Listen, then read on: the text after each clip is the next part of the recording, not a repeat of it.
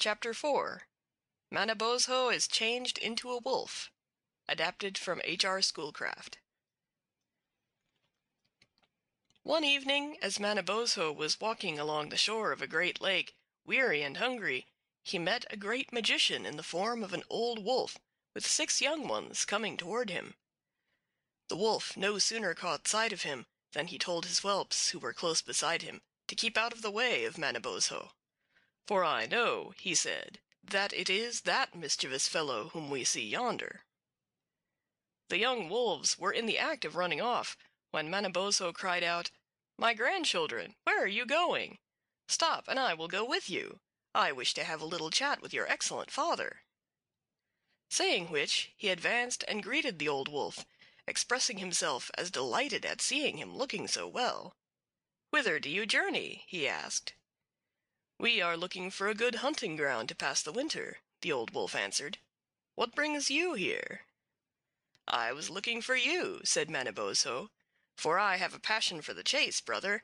I have always admired your family. Are you willing to change me into a wolf?"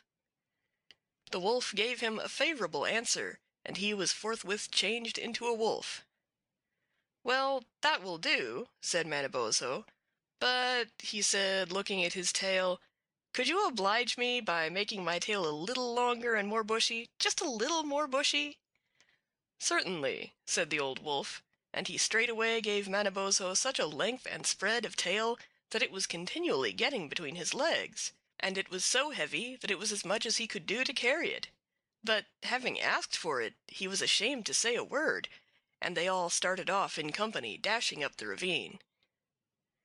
After getting into the woods for some distance, they ran across the tracks of moose. The young ones scampered off in pursuit, the old wolf and Manabozho following at their leisure. "Well," said the old wolf, by way of starting the conversation, "who do you think is the fastest of the boys? Can you tell by the jumps they take?" "Why," he replied, "that one takes such long jumps, he is surely the fastest." "Ha, ha, you are mistaken," said the old wolf. "He makes a good start, but he will be the first to tire out. This one who appears to be behind will be the one to kill the game." By this time they had come to the spot where the boys had started in the chase. One had dropped what seemed to be a small medicine sack, which he carried for the use of the hunting party. "Take that, Manabozho," said the old wolf. "Why, what will I do with a dirty dog skin?" The old wolf took it up. It was a beautiful robe. "Oh, I will carry it now," cried Manabozho. "Oh no," said the wolf, who had used his magical powers. "It is a robe of pearls. Come along," and away he sped at a great rate of speed. "Not so fast," called Manabozho after him, and then he added to himself as he panted after, "Oh, this tail!" Coming to a place where the moose had lain down, they saw that the young wolves had made a fresh start after their prey. "Why," said the old wolf, "this moose is thin. I know by the tracks. I can always tell whether they are fat or not." A little farther on, one of the young wolves, in dashing at the moose, had broken a tooth on a tree. "Manabozho," said the old wolf, "one of your grandchildren has shot at the game. Take his arrow, there it is." "No," replied Manabozho, "what will I do with a dirty dog's tooth?" The old wolf took it up, and behold, it was a beautiful silver arrow. When they at last overtook them, they found that the youngsters had killed a very fat moose.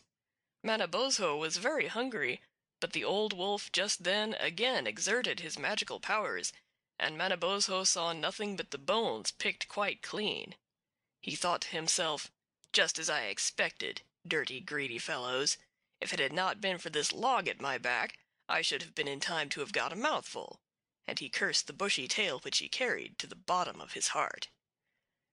The old wolf finally called out to one of the young ones, "Give some meat to your grandfather." One of them obeyed, and coming near to Manabozho he presented him with the end of his own bushy tail, which was now nicely seasoned with burrs gathered in the course of the hunt.